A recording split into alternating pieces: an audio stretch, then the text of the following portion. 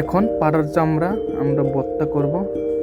গরম জলে সিদ্ধ মরিচ পুড়িয়ে নিচ্ছি, সঙ্গে সিদ্ধ আলু পুড়িয়ে নিচ্ছি।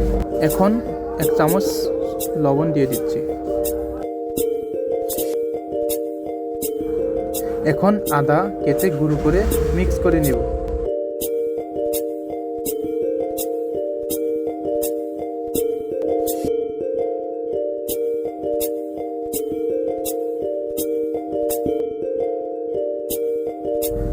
এদিকে চামড়া সিদ্ধ হয়ে গেছে, এটাকে নামিয়ে মরিচের সঙ্গে মিক্স করব।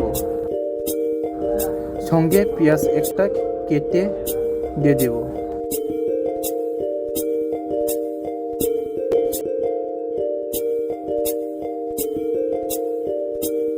পাদার চামড়া ভর্তা কমপ্লিট। ভালো লেগে থাকে তাহলে সাবস্ক্রাইব, লাইক, কমেন্ট।